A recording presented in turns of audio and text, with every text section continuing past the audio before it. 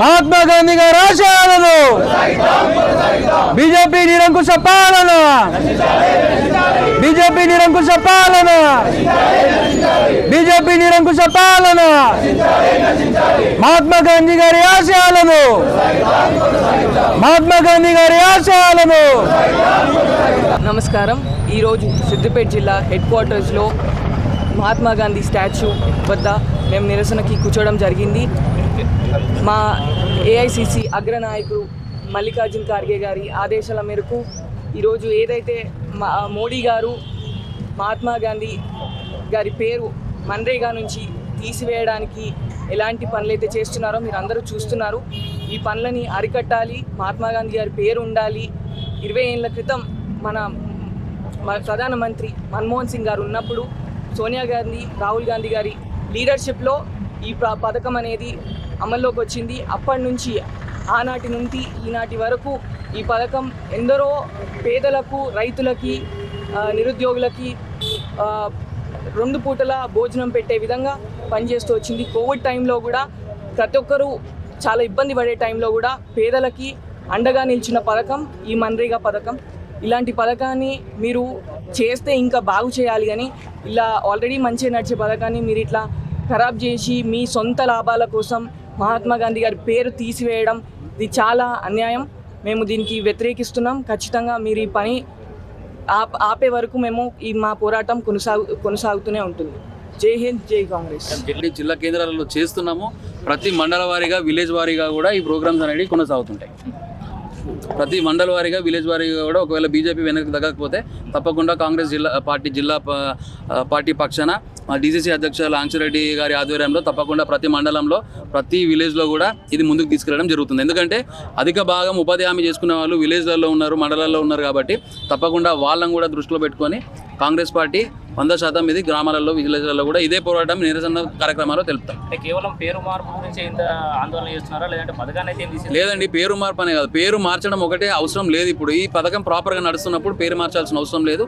పేరు మార్చి ప్రతిపక్షాలకి అట్లీస్ట్ వాళ్ళు కన్సల్ట్ చేయకుండా, వాళ్ళ ఒపీనియన్ తీసుకోకుండా బిల్లు పాస్ చేసేసిండ్రు. అది చాలా అన్యాయం. కాబట్టి అందులో అమెండ్మెంట్స్ కూడా వాళ్ళు ఏం చేస్తున్నారు, ఇప్పుడు ఏంటంటే ఇది ఒక రూరల్ విలేజెస్ స్థాయిలో కూడా ఏం మార్పులు ఉన్నా కూడా వీళ్ళు చేసుకునే పరిస్థితి. కానీ ఇప్పుడు వీళ్ళు చేసిన అమెండ్మెంట్స్కి ఏమవుతుందంటే ఓన్లీ ఏమున్నా కూడా ఢిల్లీలో డిసిషన్స్ తీసుకుంటే అవి ఇక్కడ ఉన్న గ్రామ స్థాయిలో పనిచేసుకునే వాళ్ళు వాళ్ళపైన ఎఫెక్ట్ పడుతుంది. కాబట్టి తప్పకుండా ఏం మార్పులు కూడా దీనిలో ఉన్నా కూడా మేము దాన్ని ముందుకు రానివ్వము. ఎట్టి పరిస్థితుల్లో దానికి నిరసన కార్యక్రమాలు తప్పకుండా చేస్తాం.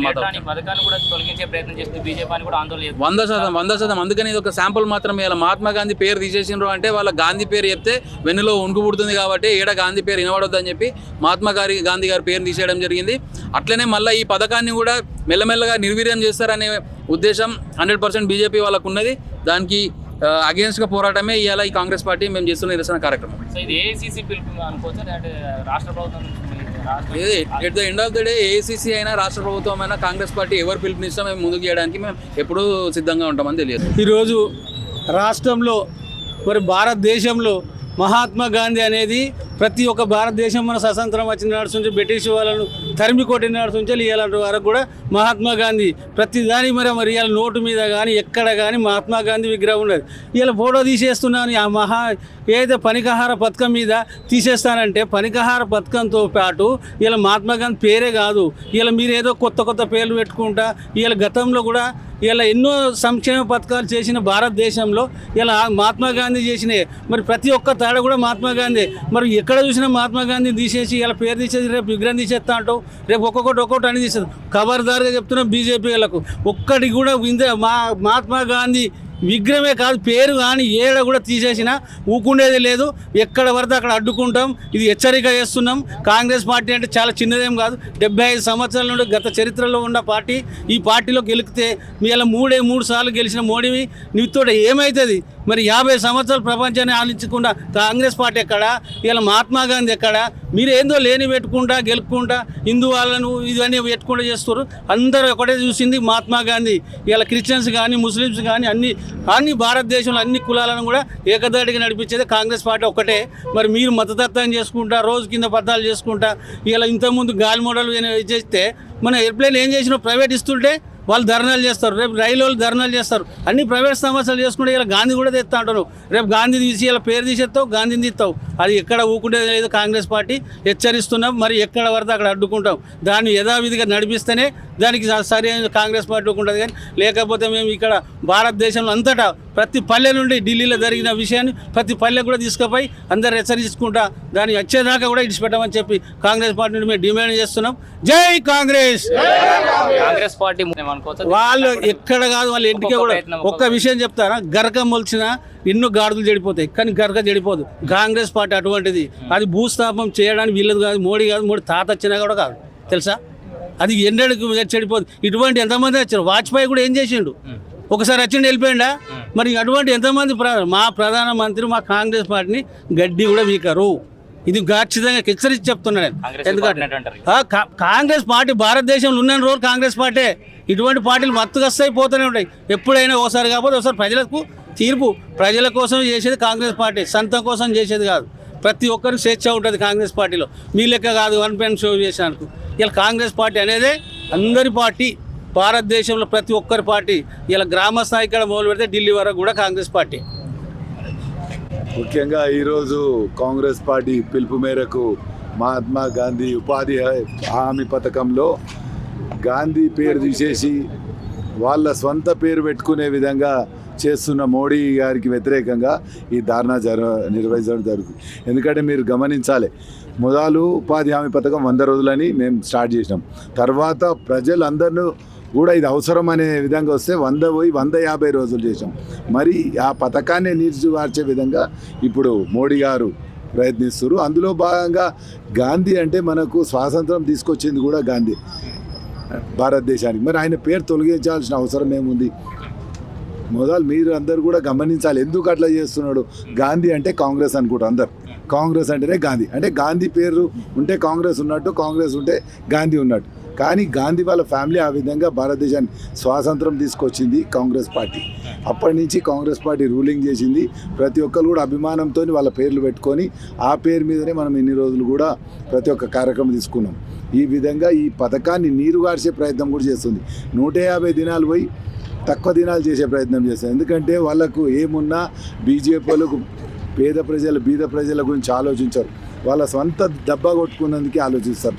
ఇప్పుడు కాంగ్రెస్ ప్రభుత్వం ఎన్ని పథకాలు తీసుకొచ్చింది, ఆ విధంగా ఈ పథకాలు అందరినీ నీరు గార్చి ఈయన కొత్త ఆయన పేరు మీద మోడీ అని అంటేనే రామరాజ్యం అంటారు. గాంధీ గారు కూడా రామరాజ్యమే కావాలి, స్వరాజ్యమే కావాలని కొట్లాడారు. గాంధీ గారు రాముని ఎప్పుడు కూడా వ్యతిరేకించలే. మరి ఈ విధంగా గాంధీ పేరును తీసేయాలని, అదేవిధంగా ఈ పథకాన్ని నీరుగార్చాలని వాళ్ళు ప్రయత్నిస్తారు.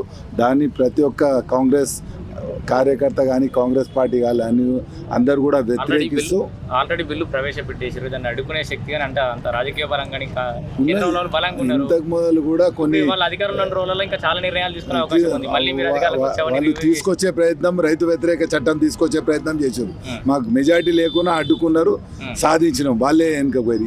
ఈ పథకంలో కూడా వాళ్ళు ప్రజల వ్యతిరేకత చూసి వెనకపోతారని మేము భావిస్తున్నాం. ప్రజా వ్యతిరేకత, పార్టీ వ్యతిరేకత, ప్రజా వ్యతిరేకత కూడా ప్రతి ఒక్కరు. ఇప్పుడు మేమేమైనా చెప్తామా గాంధీ జయంతి చెయ్యి, గాంధీ దాన్ని అందరు ఎందుకు చేస్తారు?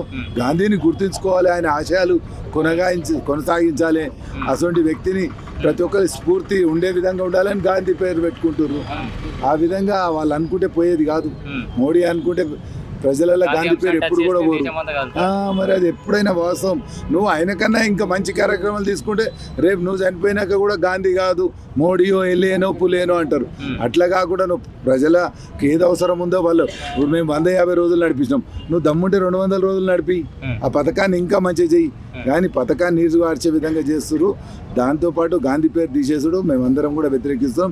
రేపు ఇది పెద్ద ఎత్తున ఒక ఉద్యమంలాగా రైతు వ్యతిరేక చట్టాలు ఏ విధంగా తీసుకొచ్చి ఆయన ఫెయిల్ అయ్యిండో ఇంట్లో కూడా ఆయన ఫెయిల్ అవుతాడని మేము భావిస్తున్నాం. రేవంత్ రెడ్డి గారు, రాష్ట్ర ముఖ్యమంత్రి రేవంత్ రెడ్డి గారు గజ్వేల్ గురించి ప్రత్యేకంగా మాట్లాడారు. అక్కడ చాలా స్థానాలు సంపాదించినాం, కేసీఆర్ నియోజకవర్గంలో అన్నారు.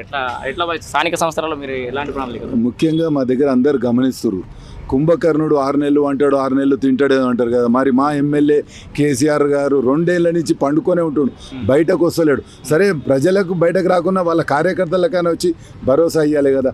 ఆ విధంగా ఉన్నాడు కాబట్టి ఏమంటే డక్కలోడ మాది ఏదో అంటారు కదా పాశం వండుకుంటే ఎవరి లాభం, ఆ కేసీఆర్ కూడా ఉండి ఎవరికి లాభం లేదు. కాంగ్రెస్ పార్టీ ద్వారా ఉంటేనే కార్యక్రమాలు అయితే వాళ్ళు ఆదుకుంటారు అనే ధైర్యం మేము మా క్యాడర్కి ఇచ్చినాం. ఆ విధంగా ప్రతి ఊర్లో కూడా మా క్యాడర్ కొట్లాడి సర్పంచ్ స్థానాలు అత్యధికంగా కైవసం చేసుకుని రేపు రాబోయే కాలంలో కూడా అక్కడ ఏది ఉన్నా కాంగ్రెసే చేయగలుగుతాయని. మీరు గతంలో మీరు డీసీగా కూడా చేసినారు. మీ గజ్వేల్తో పాటు మిగతా సిద్దిపేట, దుబ్బాక ఇట్లా నియోజకవర్గాల్లో కూడా బలోపేతం కావడానికి ముఖ్యమంత్రి ముందట ఏమన్నా మీరు ప్లాన్స్ ఏమైనా పెట్టారా? తర్వాత ఎందుకంటే ఇక్కడ అనుకున్నంత ఫలితాలు రాలేదు సిద్దిపేట. లేదండి, మా గజ్వేలే మేము చూసుకున్నాం. డీసీసీ ఉన్న కొన్ని పరిధులు ఉన్నాయి. ఇన్ఛార్జ్ సిస్టమ్ వచ్చినాక డీసీది కొంచెం తక్కువ చేశారని మేము భావిస్తున్నాం. మా గజ్వేల్ మీదే దృష్టి పెట్టాం, ఎక్కడ కూడా బయట వెళ్ళలే. గజ్వేల్లో మేము ప్రతి ఒక్క గ్రామాన్ని పోయి అక్కడ మెంబర్ ఎవరు ఉంటే బాగుంటుంది, సర్పంచ్ ఎవరు ఉంటే బాగుంటుంది, వాళ్ళకి ధైర్యం ఇచ్చి వాళ్ళకి అండగా ఉంటాం. రేపు కేసీఆర్ అయితే బయటకు రాడు, నేనైతే మీ ఎంబడి బయటకు రోజు మీ దగ్గర ఉంటా. మనకు రేవంత్ అన్న అండగా ఉండు, కాంగ్రెస్ పార్టీ రూలింగ్లు ఉంది, మీరు ధైర్యంగా పోరాడి రేపు సాధించుకోగలుగుతాం, మనం అనుకున్న పనులు కూడా చేస్తాం అని వాళ్ళకి ధైర్యం ఇస్తే ఆ విధంగా మా వాళ్ళు అందరు కొట్లాడి పక్కా గెలిచినా ఓడినా ఇన్ఛార్జ్ లేదు ఎక్కడైనా కానీ. ఆ విధంగా మేము కృషి చేసినాం. ఆ విధంగా ప్రజలు కూడా మమ్మల్ని ఆదరించి గెలిపించినందుకు ఆ ప్రజలతోని మేము కేసీఆర్ ఫామ్ హౌస్ పోవాలంటే మీరు చూడండి ఎవరైనా పోతారా, మా ఇంటికి గొల్లెం కూడా ఉండదండి, ఇట్లా గేట్ ఇట్లా అనుకుంటే వెళ్ళిపోతుంది. ఎవ్వరంటే 5 to 11 దాకా మేము వర్క్ చేస్తాం. కేసీఆర్ 5 to 6 చేయడు, ఎప్పుడు చేయడు. అందుకోసమే ఆయన ఎందుకు ఆ కేసీఆర్ కూడా మీ సిద్దిపేటోడు, మా గజ్వేలోడు కాదు, మా దగ్గరికి బతుకొచ్చినోడు. ఇక బతుకొచ్చినోడు మళ్ళీ ఎప్పుడో బతకబోతాడు అనే విధంగా ప్రజలు ఆలోచిస్తారు.